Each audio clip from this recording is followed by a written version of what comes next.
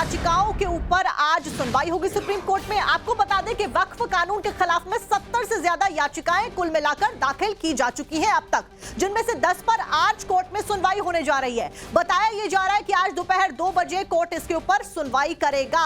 ऐसे में आज का दिन बेहद महत्वपूर्ण, जहां देश भर में अलग अलग जगह से वक्फ के समर्थन की खबरें आ रही हैं, तो वहीं विरोध से जुड़ी हुई खबरें भी सामने आ रही हैं, जिसमें पश्चिम बंगाल आजकल सबसे ज्यादा चर्चाओं में बना हुआ है।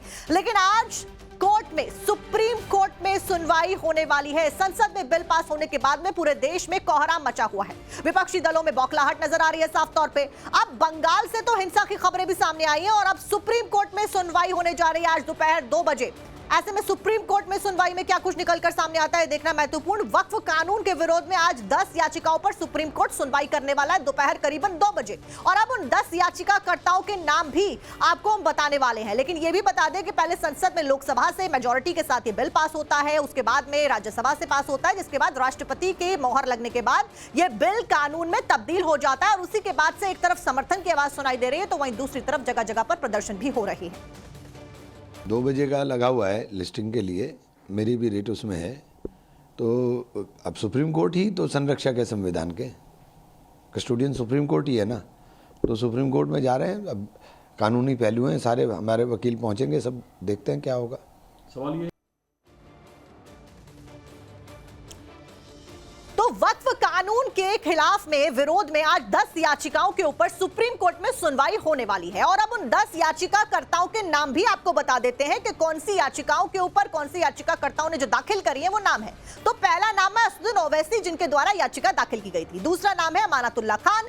तीसरी याचिका दाखिल की गई association for protection of civil rights के द्वारा। वहीं चौथी याचिका दाखिल की गई अरशद मदनी के द्वारा। पांचवी याचिका दाखिल की गई थी ऑल केरल जमियतुल उलेमा के द्वारा। छठा नाम है अंजुम कादरी का। सातवां नाम है तैयब खान सलमानी का। आठवां नाम है मोहम्मद शफी। नौवां नाम है मोहम्मद फजलुर्रीन। 10वां नाम है आरजेडी नेता मनोज कुमार झा का। और इन सभी के द्वारा सुप्रीम कोर्ट में याचिका डाली गई थी वक्फ के विरोध में, जिसके ऊपर आज सुनवाई होने वाली है। कुल मिलाकर कई याचिका दाखिल की गई थी, लेकिन आज फिलहाल इन 10 याचिकाओं के ऊपर सुनवाई होने वाली है। गौरव श्रीवास्तव ज्यादा जानकारी लेकर हमारे साथ जुड़ गए। गौरव, फिलहाल क्या कुछ जानकारी, सुनवाई होगी, क्या कुछ निकलता हुआ आज नजर आने वाला है?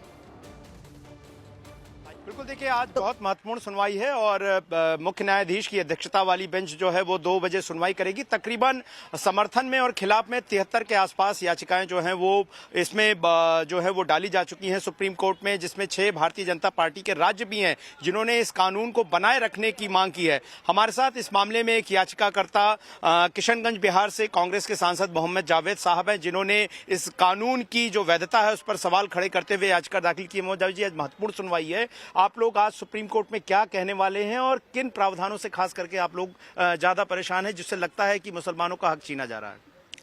देखिए, हम लोग बहुत उम्मीद से आज सुप्रीम कोर्ट में आए हैं और ये लेके आए हैं एक कॉन्स्टिट्यूशन की कॉपी जो बाबा साहब भीमराव अंबेडकर ने बनाया था नेहरू जी के प्राइम मिनिस्टरशिप में।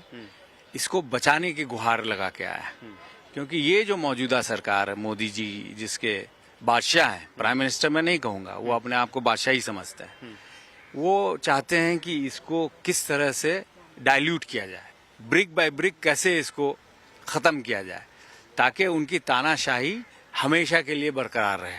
तो इसको रोकने के लिए हम लोग अपील किए हैं। और हम सवाल और है कि जिस तरीके से माहौल बना हुआ है, लोगों के मन में ये डाला जा रहा है कि उनकी जमीनें, मस्जिदें, दरगाहें छिन जाएंगी, इसको लेकर सड़क पर जिस तरीके से कानून को हाथ में लिया जा रहा है, आपको लगता है कि ये चीजें, लड़ाइयाँ कोर्ट में ही होनी चाहिए थी? बंगाल में जिस तरह का माहौल बन गया है, तमाम जो लोग हैं, मौलाना उलेमा बयान दे रहे हैं, आपको लगता है कि ये सही दिशा में जाता हुआ दिख रहा है आपको? देखिए, कोई भी वायलेंस हो, कोई भी हिंदुस्तानी पसंद नहीं करेगा, लेकिन साथ में जो भी कॉन्स्टिट्यूशनल राइट्स हैं, राइट टू ऑब्जेक्ट तो है ही है, हमें प्रदर्शन करने का है ना।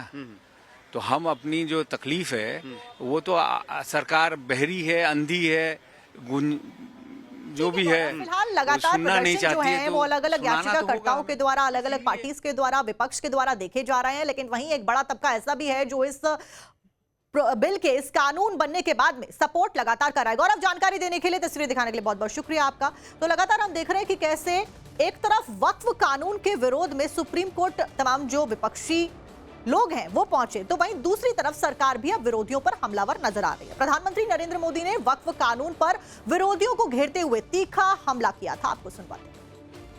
वक्फ के नाम पर लाखों हेक्टेयर जमीन पूरे देश में है और आज ईमानदारी से उसका उपयोग हुआ होता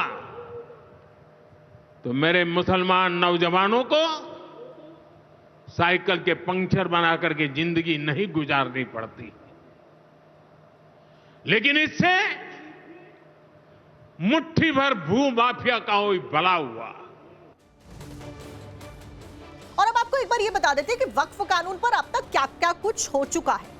जैसा कि मैं आपको पहले ही बता चुकी हूं कि वक्फ कानून के विरोध में खिलाफत में अब तक 70 से ज्यादा याचिकाएं लगाई जा चुकी है कोर्ट में। ये याचिकाएं धार्मिक संस्थानों, सांसदों, राजनीतिक दलों की तरफ से लगाई गई है कोर्ट में। इस कानून के विरोध में बंगाल के मुर्शिदाबाद में तो हिंसा बहुत ज्यादा बड़े स्तर पर भड़की और कई हिंदू परिवार पलायन को मजबूर हो गए हैं। बंगाल के ही साउथ 24 परगना में भी खूब हिंसा भड़की। हालांकि भारतीय जनता पार्टी शासित राज्यों की तरफ से समर्थन में याचिकाएं लगाई गई हैं, जिसमें वक्फ बोर्ड संशोधन अधिनियम 2025 की संवैधानिक वैधता बरकरार रखी जाने की मांग भी की गई है। आपको बता दूं कि 4 अप्रैल को संसद से वक्फ संशोधन बिल पारित हुआ था। वहीं 5 अप्रैल को राष्ट्रपति से बिल पर मंजूरी मिल गई थी।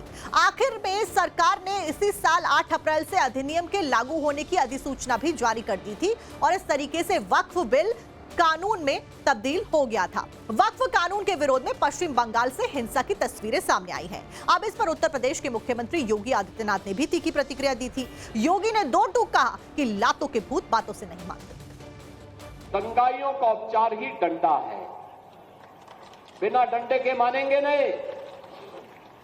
आप देख रहे होंगे बंगाल जल रहा है, वहां की मुख्यमंत्री चुप है, दंगाइयों को शांति दूत कहती है। अरे लातों के भूत बातों से कहां मानने वाले हैं। लेकिन सेकुलरिज्म के नाम पर इन लोगों ने दंगाइयों को दंगा करने की पूरी छूट दे रखी है। पूरा मुर्शिदाबाद पिछले 1 सप्ताह से चल रहा है, सरकार मौन है।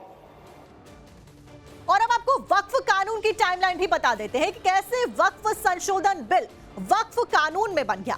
8 अगस्त 2024 को लोकसभा में वक्फ संशोधन बिल को पेश किया गया था। अगले ही दिन यानी कि 9 अगस्त 2024 को 31 मेंबर की जेपीसी बनाई गई, यानी कि जॉइंट पार्लियामेंट्री कमेटी। और इस कमेटी ने अगस्त 2024 से जनवरी 2025 तक कुल 34 बैठकें की और इन बैठकों में अहम निर्णय लिए गए। फिर 30 जनवरी को 2025 में ही लोकसभा अध्यक्ष ओम बिरला को एक रिपोर्ट सौंपी गई कमेटी के द्वारा।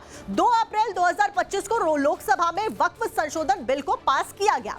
3 अप्रैल 2025 को राज्यसभा में वक्फ संशोधन बिल पास हुआ मेजॉरिटी के साथ और इसी तरह से सदन के दोनों सत्र से वक्फ बिल को मंजूरी मिल गई और राष्ट्रपति की मोहर के बाद में यह कानून बन गया। और फिलहाल इस कानून को लागू करने की दिशा में सरकारें काम करती हुई भी नजर आ रही है और इसी को लेकर अलग अलग जगह पर विरोध भी किया जा रहा है।